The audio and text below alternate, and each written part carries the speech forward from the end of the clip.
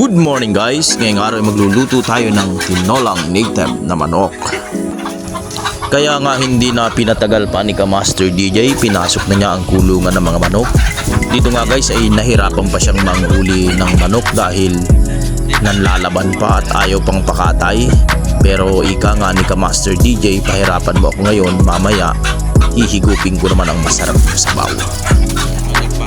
Bali, pumili nga tayo dyan ng mataba-taba na manok na ating kakatayin para siguradong mas malasa ang sabaw.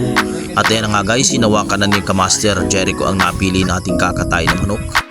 At ayan nga guys, ang ating kinatay na manok sa pampalasang sangkap. Hindi na natin pinatagal pa guys, inendorso na natin muli kay Gayat Master upang gayatin sa maliliit na bahagi ng pagkakahati para mamaya kapag tayo ay humigop ng masarap na sabaw ay tsak na malasa baby. At syempre ginayat na ang mga pampalasang sangkap na may halong pagmamahal. Muli ay shoutout nga pala kay Pinsang Alexander sapagkat nagustuhan ang ating kabongko bolo. Pinalitan naman niya ng souvenir na relo. Maraming salamat sa iyo insan. At ito na nga guys, ang ating mga naipreparang mga lulutuin nating tinola. Iminodelo pa ni Master DJ. Ayan naman, hindi pa lang luto, mukhang yummy na agad baby. Siguradong mamaya mapapaatake tayo ng gulpi. Sa pagigisa nga pala guys, ginamit natin ang taba ng manok upang gamitin nating panggisa ng mga sibuyas at ng pang-aromang luya. Siyempre sa pagigisa natin guys, kinakailangan natin haluan ng pagmamahal para lalong sumarap ang ating lutong tinola baby. Nagbudbud na rin tayo ng 3,000 piraso ng dinurog na paminta at atin ang inilagay ang mga ginayat na karning manok.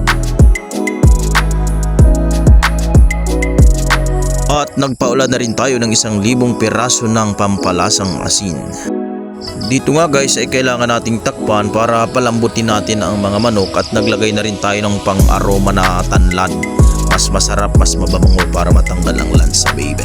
At muli nga guys ay nagpapasalamat tayo sa ating mga followers na walang sawang nanonood, nagla-like na at nag-share ng ating mga videos. Maraming salamat po sa inyo. At ayan na nga guys, sinangkot sa palang mukhang yummy na agad. At talaga naman guys, dito sa probinsya ay mawiwili ka. Napakaganda ng paligid na luntian, napaka-presko sa mata. At ayan na nga guys, ang ating lutong tinola. Sayang nga lang at walang bunga ang papaya, mas malasa sana, kaya ang ating nailahok na lang ay upo. Kaya nga ano pang hinihintay nyo mga kabongko, samahan nyo kaming umatake.